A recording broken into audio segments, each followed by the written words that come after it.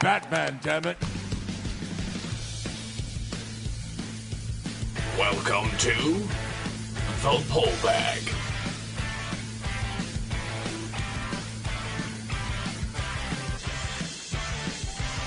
Join us as we dig out our latest comics and discuss them with the rotating panel of the GCRN crew. So sit back and enjoy this week's Pull Bag. My brain's not a nice place to be. Hello and welcome to the Pull Bag. This is episode 40. I am your host, TF2 and Mike, and joining me is Steve Megatron. Hello. Hello. How are you? Good.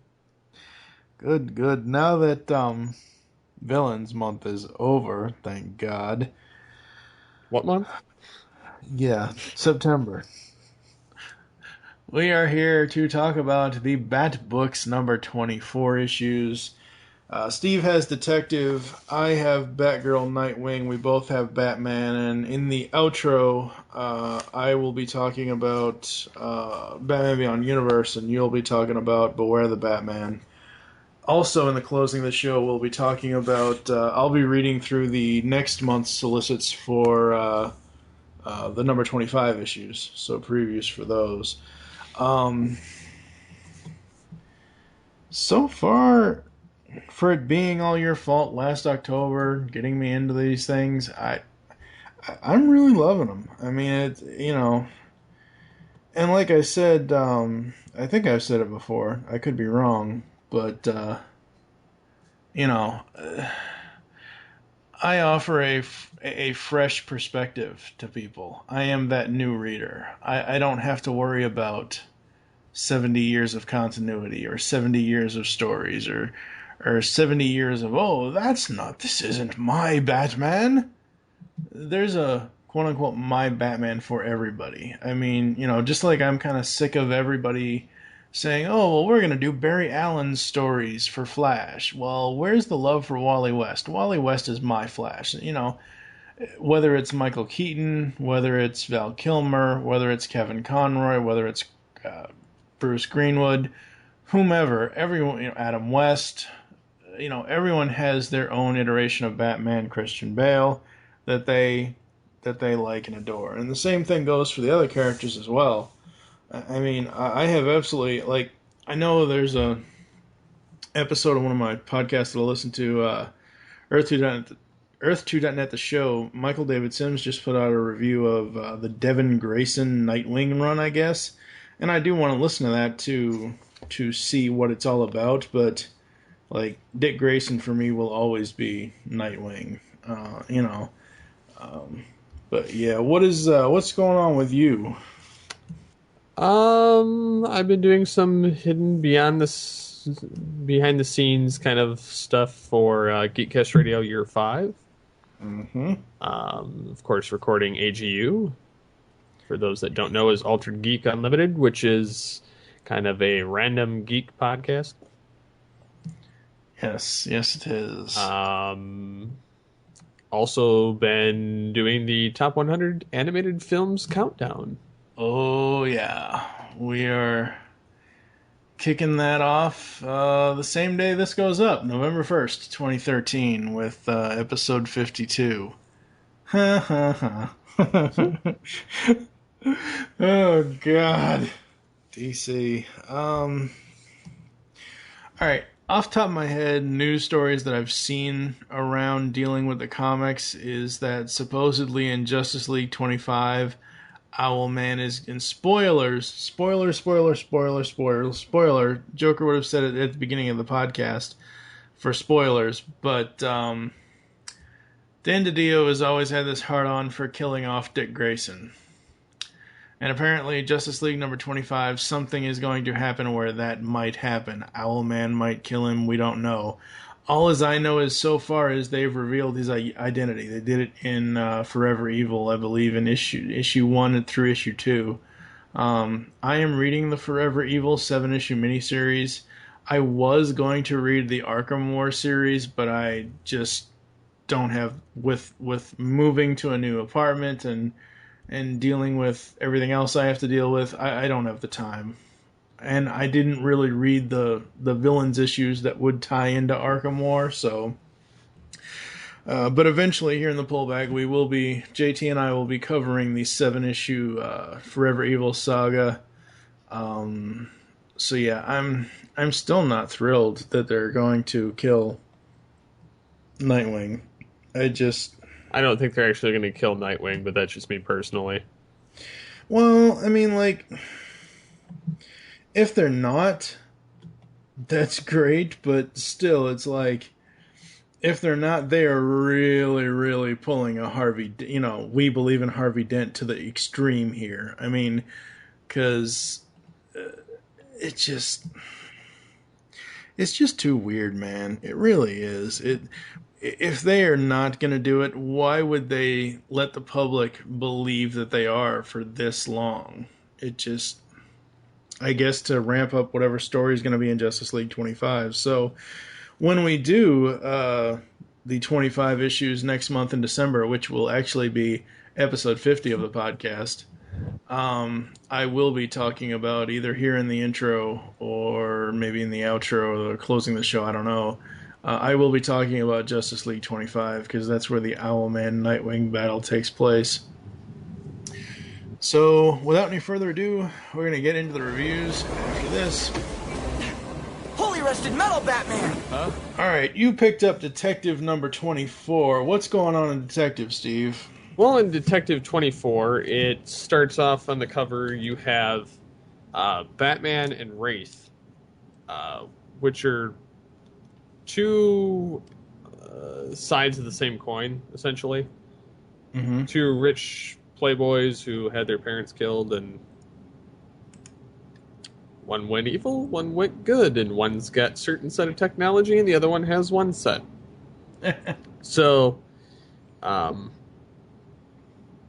you end up finding out that Wraith is Caldwell, who was another rich playboy and multi-million-dollar guy. Which his equipment is more lethal, but also has its flaws. You can see a different iteration of the Batwing, which Batman references is like his third one he's gone through recently. The Wraith ends up chasing down Batman through the city in like this dreadnought of a skyship, shooting the hell out of the Batmobile. And at the same time, he's electrocuting all of the police because every bit of gear that the police are wearing is set to fry them to death. Oh, boy. Other than like Gordon and Bullock, people who didn't put it on. Mm-hmm. People who are smart. Yeah. But anyways, Batman's flying through while this guy's shooting him, and he's saying, this hardware is impressive, and saying that Caldwell saved the best of the military equipment for himself. He says, but what he has an offensive capability, I make up for in maneuverability.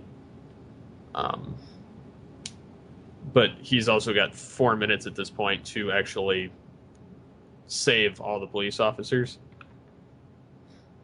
which isn't a lot of time. So he actually sets his Batplane self-destruct and blows it up. It makes it look like he died. Wow. Because it blows up part of Wraith's vehicle. Mm-hmm. And Batman says it's the second Batplane he's had to sacrifice in many months. I guess the last one he destroyed was in Detective 21. But he also was testing out like this glider that's inside of it, which is kind of cool. It's see-through. And then as soon as that happens, Batman gets to Wraith's cave and everything and shuts off the power to everything. And it's funny because Alfred's there.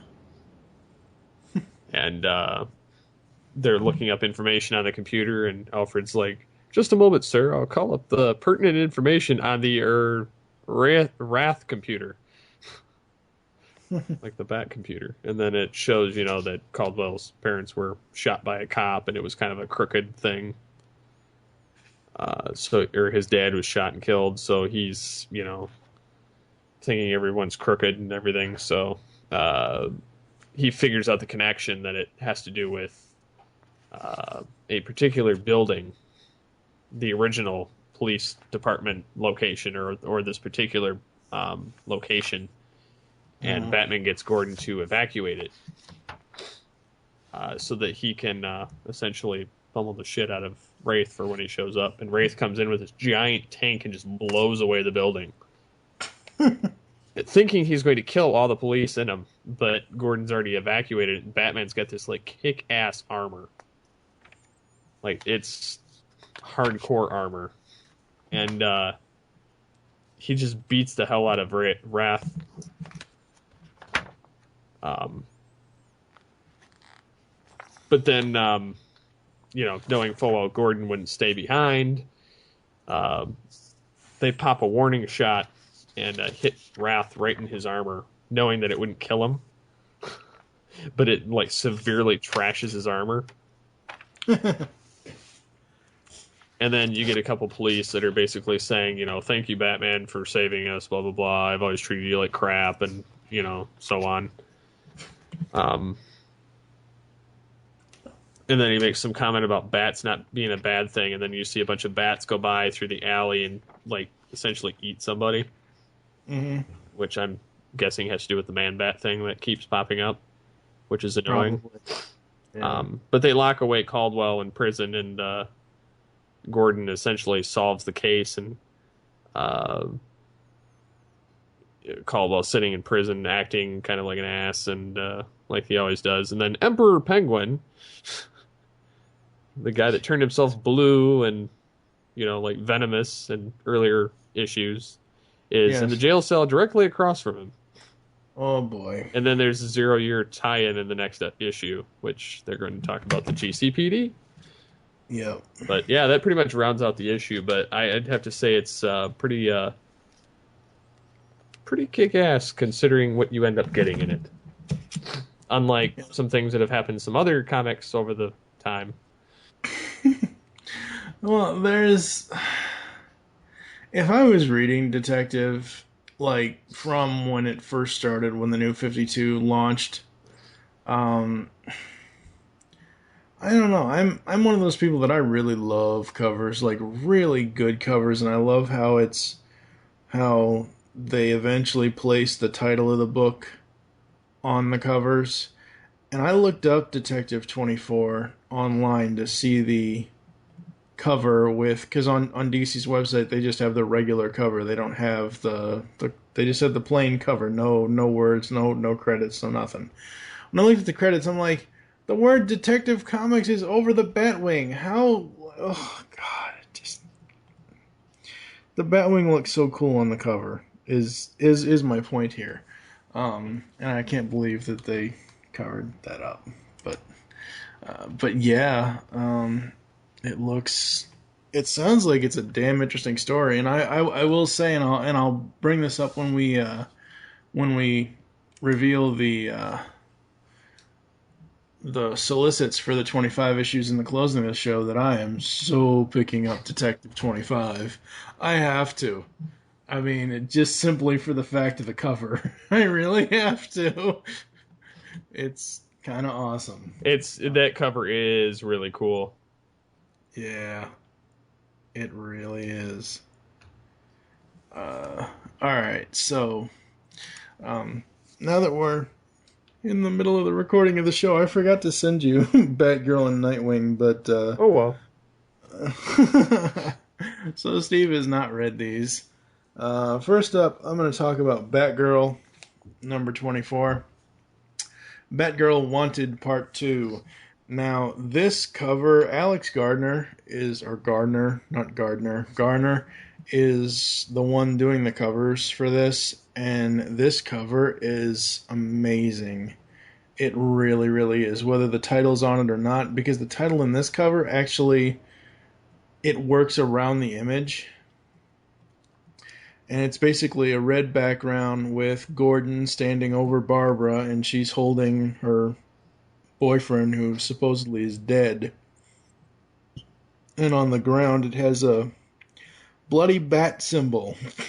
And I don't mean bloody as in the British, oh, that bloody bat symbol. No, it's a bat symbol in red. Looks like it's blood. I know a lot of people, I think on Facebook, I think on the DC Comics fans Facebook page, said, oh, hey, look, it's Walter White, making reference to Bryan Cranston being Walter White in Breaking Bad, and the fact that Bryan Cranston also voiced Commissioner Gordon in the Year One direct-to-DVD film. But no, I love this cover. Alex Gardner does an amazing job on covers for Batgirl. Absolutely amazing. The issue itself basically picks up with where she's done being Batgirl. She's dressed up in a black ninja outfit.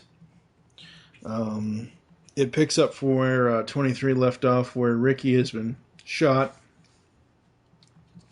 And the art by Fernando Pasarin is just absolutely amazing. Jonathan, I think it's Glapion. I could be wrong if I'm saying that incorrectly, but I think he's the one doing the coloring. And it's just so great because we have this ninja woman against the GCPD, which we know, as the reader, we know it's Barbara, but they don't know that, obviously.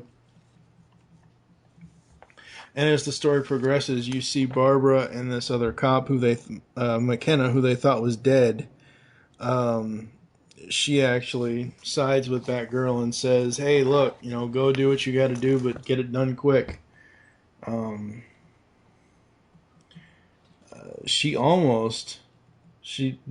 there's one panel where she is almost going to hit her father. Nice. Yeah. And then rest of the issue is pretty much is inner turmoil with her, where part of the preview that was released for this issue was she just wants to sleep. And that's pretty much what she does. She falls asleep at her apartment, and Gordon's trying to get a hold of her, and she finally, after a long time, finally goes ahead and is gonna go meet with him. And Nightfall, the villain from earlier issues, is kind of back, and they're bringing in all the old villains from previous issues, like Mirror. Mirror was one of the very first villains in, I think, issue 1 or 2 or 3. That very first arc back in the first part of the run, and he goes after Gordon. It's very, very compelling because the last issue, and the last page of the issue, she's got to go save her dad, pretty much, and that last page, I hope Gail Simone listens to this. I'm going to point her to this podcast when it's up, but Gail Simone is one of the best comic writers I've ever read, especially with this character. Because her whole point, the entire issue, this issue and last issue, this so far 2 out of 3-parter for Batgirl Wanted, she's hanging it up. She doesn't want to be Batgirl anymore. And the very final page, because she has to go save her father. Okay, Batgirl it is, one last time. He may not be my favorite person right now, Nightfall, but you should not have screwed with my father. And you just see all the equipment and everything else, and her, kneeling over it, and it says at the bottom, next issue, Batgirl in 0 year. A couple of things before we move on here. I was really skeptical about what's going to come next month with 0 years tie-ins, because I knew that Gail Simone was not going to write it, that someone else is going to be writing it, and I'll talk about who that is in the closing of the show. But after reading an interview with this person, I am fully on board, because she actually the writer wants to, make sure she stays within Gail's scope and Gail's story, and not just write a 0 year tie-in to write a. She doesn't want to write a 0 year tie-in just for the hell of it. So Sounds good. yep. Next, we travel outside of Gotham to Chicago for Nightwing 24, A City of Flame, A Hero Alone. Title of the story is Buyer's Remorse. And we again, it's one of those things where you pick up where the last issue left off. Title of the actual story is Buyer's Remorse. I gotta say, Will Conrad on art in this book is doing an amazing job. Simply amazing. First panel is Nightwing and Tony Zuko on the Bat Cycle or a Bat Cycle or whatever you want to call it. This is the conclusion to the Chicago storyline for now. Because as we've said, next month is the 0 year tie-ins. But we basically find out that all this stuff that's been happening in Chicago with the mayor and Tony Zuko and all this and all that, and we find out who the prankster is. The prankster turns out to be the son of one of the people that the mayor screwed over. And this has all been kind of a revenge plot. There was an earlier issue where supposedly the mayor stole all this money from the city and all the people in Chicago. That never actually happened. It was just propaganda from the prankster. I do really love how Zuko and Nightwing did have to work together. Again, the art, simply amazing. The writing, Kyle Higgins, he can do no wrong when it comes to this character. I mean, there's only so many times I can say the same thing I've said over and over and over again. You can really tell. First of all, he set this story in his hometown of Chicago. Second of all, he has such a love for the character of Dick Grayson and Nightwing and all that, and just bringing his stories bring an air back to superhero comics that I haven't seen in a long time. Even though I've only been full-time, it just none of the other stories have really excited me as much as Batgirl and Nightwing, and I know I keep going on and on and on and on and on about them, but they just haven't, except for these two titles. And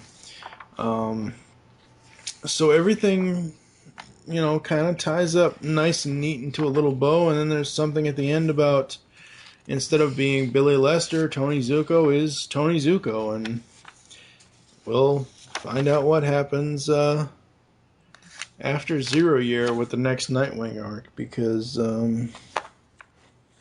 next time around it's going to be Nightwing in 0 year.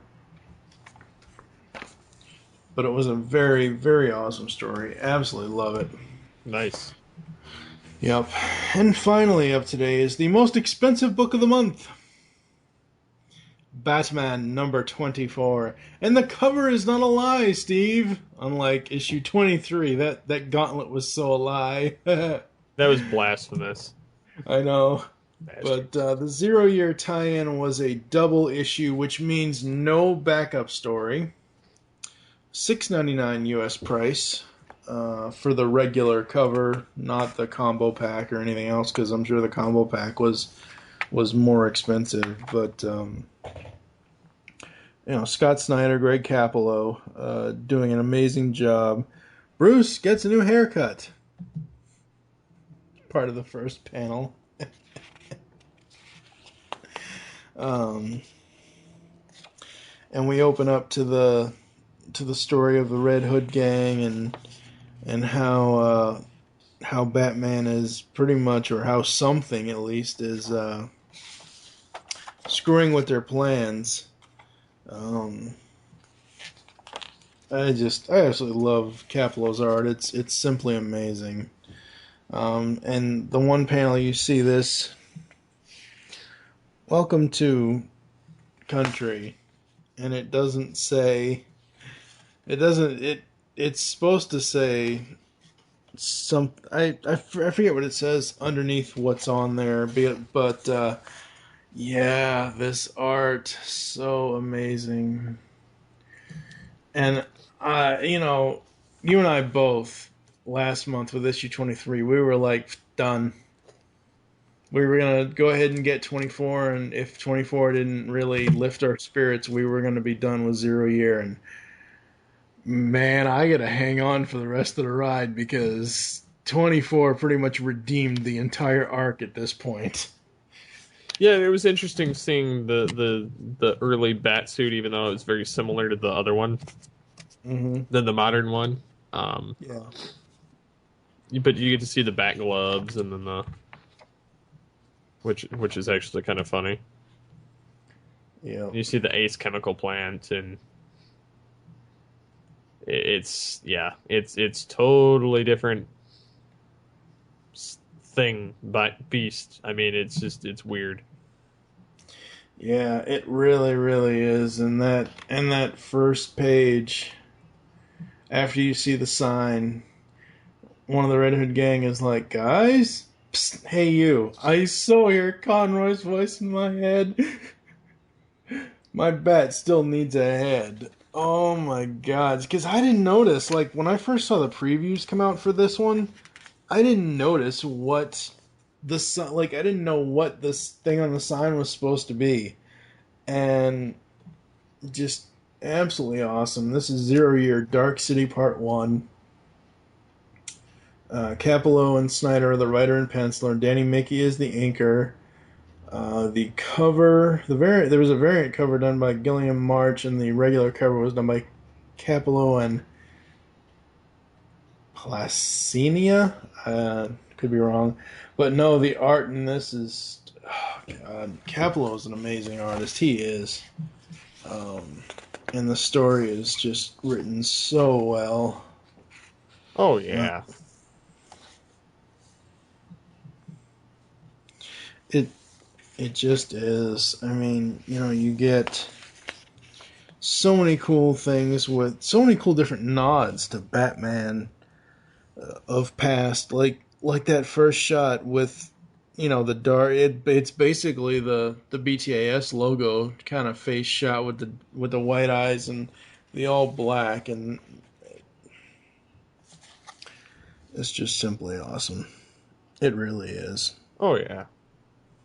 The story progresses to the point where we find out more about the Red Hood gang. We find out more about Bruce and his new haircut. I hate to say this, and I know it's going to break a lot of people's wallets if they did do this, but every issue, at least for the rest of 0 Year, needs to be a double issue with no backup. Not that I dislike the backups for 0 Year so far, but it felt like this story went on forever, didn't it? In a good way, though. I kind of agree with you. It's just, I don't know. I mean, it was just fabulous. You've got Bruce with Uncle Philip and dealing with all that. You got the revelations from the Red Hood gang. Red Hood 1, the leader of the Red Hood gang. That was awesome. The fact that Snyder is actually working Martha Wayne into the story, and kind of telling this whole backstory thing was simply amazing. What'd you think of the page where it's kind of a take on his sign with the Red Hood gang, but it's the page where the helicopter is flying over and half the city is blacked out, and it's blacked out in the shape of a bat. I thought that was freaking awesome. Oh yeah, I definitely enjoyed that part of it. Oh, God. I mean, it's just so awesome. The writing reads so well. The transitions from scene to scene are so well done between Snyder and Capello and the rest of the art team, and just absolutely awesome. And we really do see. I think this suit is, even though it's the kind of the first suit for here, but if there's a page where he's infiltrated the Red Hood gang, and there's a close-up where he says, "Back to work, then." It's a combination of various bat suits, but obviously it's gray with a black bat envelope. That's New Adventures. the mask is more so. I would say the cowl for Batman in that picture is more so like a cross between New Adventures and Justice League a little bit, because of just how slimming it is. I just love how Capello and company are drawing this and illustrating it, because it pays homage to some of the best things in Batman mythos in animation and all that, and without having to draw on hockey pads. Yeah. So, absolutely awesome. What are some of your thoughts on the story and the art? Well, for one, I really love the art. I mean, Greg Capello does a superb job. I can't argue with that. And Scott Snyder, I have to say, I really liked the story. It just seemed like it took forever to get there. But I like what he intertwined into this particular issue. Yeah. There was a lot of twists and turns and origins and arrivals of certain people, and departures of some, arrivals of others, or hints at arrivals of others. Or, what comes first, the chicken or the egg kind of thing, if you catch my drift. What comes first, the Red Hood or the acid? But, yeah, I mean, it was very shocking to watch overall, just because you didn't actually know what was going to happen. Yeah. So the Red Hood part of the story ends, and now we have the Riddler. Because the Riddler has turned out the lights in Gotham City.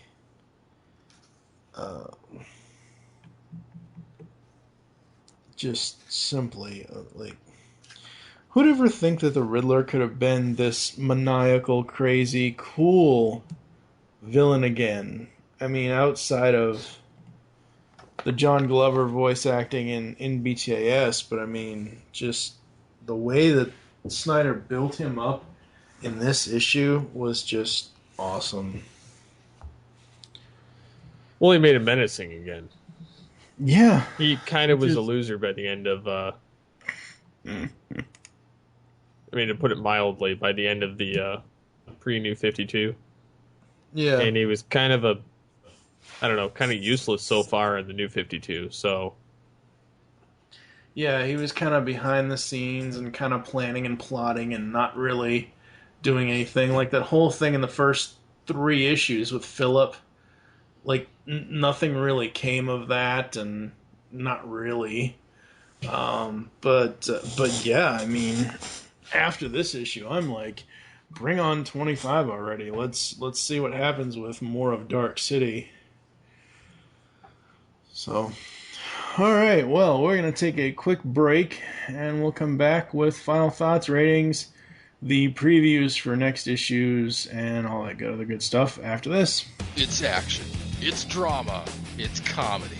It's Decian, the superhero webcomic. Decian has superhero antics and sexy girls.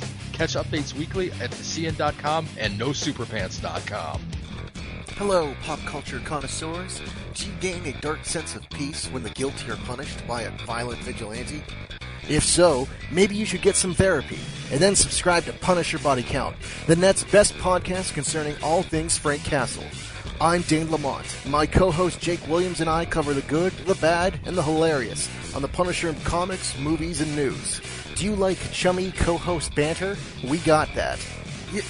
Oh, God, you need to get your fucking No, you need to man. fucking pay attention to the fucking movie.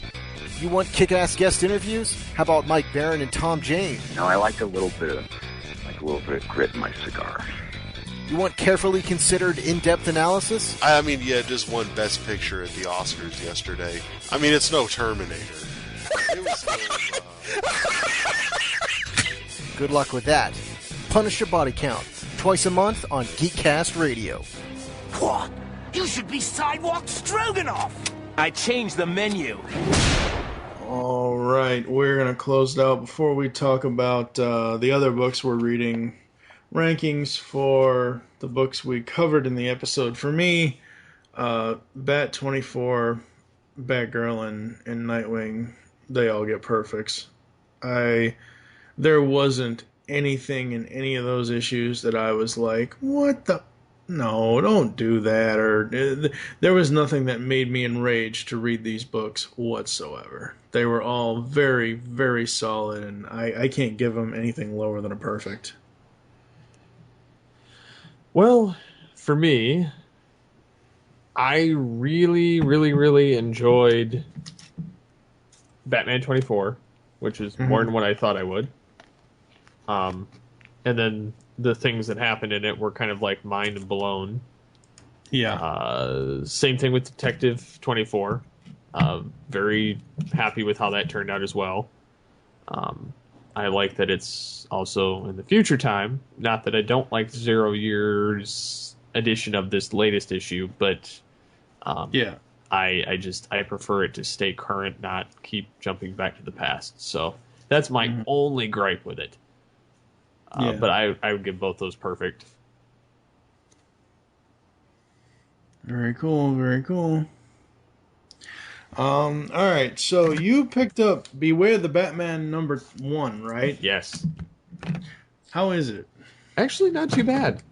I picked it up because, one, I was a fan of the original Batman DCAU animated series comics back in the day that used to air on Fox. So I used to collect those comics. So I thought, what the heck? I'll try this out. So I got the issue, and it's got in the background a picture of Anarchy with a bunch of bats, and Batman in the center with Alfred and Katana on the lower corners. And of course it says as seen on Cartoon Network, which that's no longer the case. At least this year. But the animation and style is preserved almost exactly in this comic. So it does not feel out of place at all reading the comic and then jumping back to the TV show. Despite the fact the TV show's 3D, this is I'm almost mind blown as far as how exact they got all the designs. Yeah. And you get to see, the monstrous Bat computer, which dwarfs any previous Bat computer for the most part. You get to see Batman actually doing his detective stuff. You get to see, a lot of explosions, a lot of... you get to see the Batmobile. Get to see Anarchy in it. Again, pretty cool plot that goes through. You get to see Simon Stagg, who's kind of an asshat. Yeah, in almost everything he's ever done, yeah. Yeah. So, you get to see the bat suit, which is pretty cool, like in him putting it on. And but they pretty much, it leads you to believe like it could be an episode of the show. Yeah. It very easily could have been an episode. It's not like they shorted it or anything like that. And then pretty much by the end of it, because the gist of the story is that Anarchy is undercover working for Simon Stagg. And allows he gets Stagg to essentially put these security systems in everybody's houses because of a movement that he kind of fueled. So essentially the doors will unlock, allowing people to get in when they're supposed to do the opposite. Wow. And they're also triggered to blow up, which is kind of part of Anarchy's thing of setting explosives. Yes. So that in itself is kind of interesting. And then by the end of it, Batman's overridden the entire thing. And Anarchy's posting a video over the screen, which it starts people of Gotham, and then Batman changes the message, and it's a picture of the bat symbol, and it says, "This is Batman." And then he basically tells people to, cool it, stay at home, stay calm. And he says, and to those of you who think this is the opportunity you've been waiting for, just remember, I'll be watching. Yeah. As he takes down Anarchy and then escapes the explosion on top of the building. That's awesome. And yeah, so I mean, it's pretty cool. And then in the end, of course, they have like the DC Nation character profiles, and then they have Shriek. Oh, cool. Which I thought was kind of cool. But and there's no what is that fake news thing? DC 52. Yeah, that's not here. Yeah, that's only in the new 52 titles. That's not in like that isn't in that Beware the Batman, or I don't think it's in this either. But you know, they have a lot of the DC Nation commercial things in the end. Yeah. And for all the various shows that are associated with that, and then of course they have the an ad at the very end for Beware the Batman, Batman 66, Little Gotham, and then Scooby Doo and Looney Tunes. But that's pretty much it. And I was like, oh, that's, you know, and I wasn't upset that I got it. I mean, it was a lot more interesting than what I thought it was going to be. So I was not second guessing why I bought it. Very cool. Very cool. What would you rank it? I think I'd give it like a 4.5 out of 5. Just, I mean, overall good. I mean, it left me wanting more, or I would have liked to have seen another villain show his face, since he did show his face in the show. But I can live with this. I don't know when that's gonna happen, but that's gonna be interesting to see who they get and how they design that villain. Well, they've already shown what he looks like on the cartoon. What episode was that? 10. Oh, geez, I'll have to go back and check it out. It was the again. very end. Okay, I don't remember. I'll have to go back and check it out. So, as most people know, I joined Comixology just for one title. Because I am so anal retentive when it comes to I need to know what's going on now. And, you know, we haven't gotten to the point where Steve and I can review the 10,000 Clowns trade paperback, which is Adam Beecham's first run on Batman Beyond. And I also found out, Steve, that Batman Beyond, Batgirl Beyond, which is the second trade that collects the rest of Adam's run, doesn't come out until March of 2014, sadly. But but yeah, Batman Beyond universe, Kyle Higgins took over for the writing on Batman Beyond, and he is continually kicking ass every issue. And like I said, I get this digitally, so I see it first on digital, and it looks amazing there, and it looks even more amazing in print. When last we left our quote-unquote heroes, it was Batman, Batgirl, Nightwing, and Robin against Terry McGinnis Batman. And boy, was that a friggin' shocker. Turns out to be Spellbinder, Shriek, Inc., and some guy who refuses to tell Batman his name. We eventually find out that he is called Rewire. Something happens with Dick Grayson. So the villains gang fights Batman and basically kicks Batman's ass. I mean, there's no ifs, ands, buts about it. They pretty much kick his ass, and then he comes back because the print issue contains 2 digital issues, and it's damn awesome because you don't know what happened to Dick Grayson. You don't know what's going to happen to Batman. Ghoul shows up. Of all people, Ghoul shows up. The art in this by Tony Silas is just amazing. So Dick comes in, tries to save the day. His boat blows up, or somehow blows up. He gets Terry, supposedly is going to save Terry. The boat blows up, and we just see him in the middle of nowhere, floating in the water, and Terry's gone. And we find out this guy is named Rewire, and apparently Rewire needs to recharge. So the villains take him back to wherever their hideout is, and we've got this other storyline going on where the mayor, Commissioner Barbara Gordon, is trying to find out what's going on with the mayor's finances and all this and all that, and she's interrogating or talking with the city controller, and he reveals that it was the money wasn't for the mayor, it was for his son. And we see that the son is Rewire.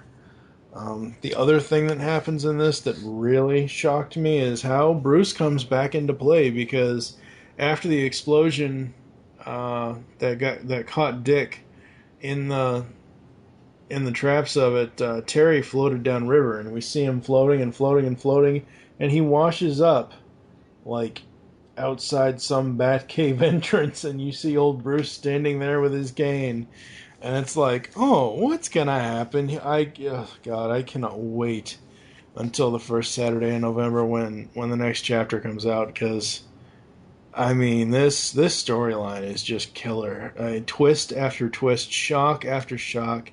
Higgins and Silas are doing an amazing job in the Batman stuff. Now, I do also know that Justice League Beyond is collected in this.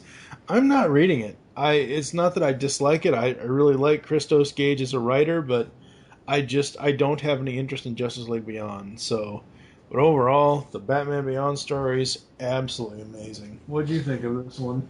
I really enjoyed it for a lot of the same reasons. I mean, it's just I like the fact that Bruce is coming back into play, and then I like the fact that Dick Grayson actually essentially saved everybody by the end of it. Mm-hmm. Yeah, that was pretty awesome. For me, I gotta go with the perfect again on this, because the writing is so well done, the art is so well done, and I think I told this story already in a previous Bat episode. When Terry smiles, Tony Silas has shown him smiling with teeth, like kind of like in the cartoon was done. So, yeah. Oh no. So that's pretty awesome. Yeah, I got to give Batman Beyond Universe number 3 a perfect 5 out of 5 stars on the GCRN rating scale. All right, now we're going to get to the solicits for the number 25 issues. Detective Comics 25 is something I will so be picking up, even though I'm not reading the title overall, but that image of Gordon with Batman in the background and all the bats around it. Detective Comics number 25, a Batman Zero-Year tie-in. Of course, James Gordon confronts the corrupt elements in the GCPD and the vigilante known as Batman. Dun dun dun. John Layman writer, art by Jason Fabok. Covers also done by Jason Fabok. Comes out November 6, 2013. Man, I and this is something that I've been kind of craving ever since I saw the Year One film. Something that is Gordon-centric. I mean, sure, we've got Barbara in Batgirl, and we've got her fight against her father and all that, but, like, I really think that it's kind of a disservice to not have some sort of story dealing with Gordon. I know we had Gotham Central, which eventually will be covered on the pull bag next summer, I believe. But yeah, I mean, Detective number 25, I can't wait. Looks so good. Yes. All right, Batgirl 25, also a zero-year tie-in. Barbara Gordon is forced to protect her brother and her homestead in the anticipation of the upcoming storm. But it's here that she learns the true meaning of quote-unquote home and quote-unquote hero. This is written by Marguerite Bennett. This is what I was talking about in the opening of the show. I read an interview with her. I believe it was I think it was on the Mary Sue. I'm not going to go back and try to look for it, but I read the interview. She basically said that she went out and sought out Gail's work, Gail Simone's writing in the previous 24 issues, etc., etc., etc., to make sure that her 0 Year story was something that would be young Barbara and what Barbara is now. So I'm fully fine with her doing it. I still wish it was Gail writing the story, but it sounds like it's going to be a damn cool thing. All right, we also have Nightwing number 25, a 0 Year tie-in. Batgirl and Nightwing, and also the Batman, which I'll read in a minute. They all come out November 13th, 2013. Nightwing 25, a Batman 0 Year tie-in. Dick Grayson frantically tries to find Haley Circus and his parents as Gotham City is plunged into total darkness. Now, this is supposed to happen before the Graysons die. I cannot wait to read this. This is one of those things where, like I've said in the past, why do I care about... Why do we have to care about Martha Wayne? Other than the fact that she was Bruce's mom, and other than the fact that she got shot. Like, I never knew anything about her. And that whole thing that the Red Hood 1 character talked about in Batman 24 about who she was and her character and everything else, that made me want to care. But same thing goes here. It's like, sure, Tony Zuko killed Dick's parents. But, other than that fact, and other than the fact that is going to reflect on Dick, why should we care about them? And I'm so glad that Kyle is going back and telling this story, and seeing how his parents are before they died. That's going to be so cool. That's going to be an amazing read. Also, I will be probably covering in the closing of the show, just like we did with Batman Beyond the Universe, Justice League number 25. Forever Evil continues as the crime syndicate hunts down the few heroes left foolish enough to challenge them, including Batman's protege Dick Grayson. But Owlman has other plans for Nightwing and Owlman's teammate, the most deadly being on the planet, Ultraman. Supposedly, again, spoilers, but supposedly, this is where Nightwing dies. I just don't know. I doubt it. Just don't know. DC, you're killing me here. Alright, so the final solicit here is Batman 25. 0 Year reaches a new level as the Riddler sends Gotham City into total darkness. Dark City begins in this issue that features an embossed cover, and the 0 Year blackout spreads into other titles this month, affecting heroes across the DC universe. I can't wait to see what these 25 issues have in store. I really can't, because it's gonna be just amazing. It really, really is. I mean, the 24, sure, Batman or Batgirl and Nightwing I was gonna read anyway, but the 24 issue for Batman really turned me around on that title. It really, really did, because, like you, I was ready to give up on the main Batman title.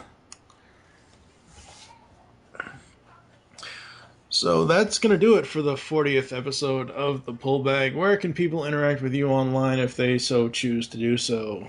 On Twitter at SCP21. You can also find me on Twitter at TFJoeandMike. You can also interact with the network on our forums, our website, Facebook, all that other good stuff, voicemail line. And we will catch you next time. Actually, one day from now, when this episode goes up, we start Punisher Month. We head on over to Marvel, and we've got, I think, 8 or 9 episodes dedicated to the Punisher from from Born all the way up to the Trial of the Century. So, come back tomorrow for your daily dose of, well, not daily, but your dose of punishment here in the Pull Bag. Make your great escape into comics. We will catch you next time. The Pullbag is having its very first character month, November 2013. We will face Punishment. Join your host, TFG and Mike, as he brings in Ryan the Uneven Flow, Canada's #2 Punisher fan, and the body counters themselves, Jake and Dane from Punisher Body Count. This crack team of podcasters will give you in-depth discussions on stories of Frankencastle, aka the Punisher. Punisher Month runs from The Pullbag, episode 41 through 49. We begin with Born and end on the Trial of the Century. You can find this special event inside the Pullbag every Wednesday and Saturday from November 2nd through the 30th in iTunes and on www.geekcastradio.com. Make your great escape into comics and accept your punishment today.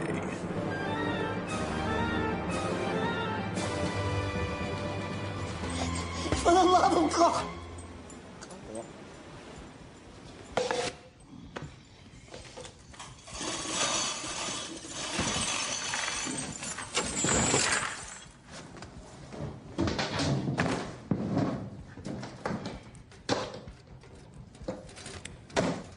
You are not a nice person.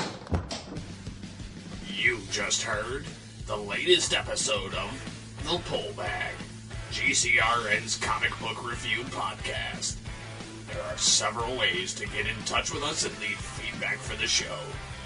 You can visit the website, geekcastradio.com, where you can comment on the episode and all of our different podcasts.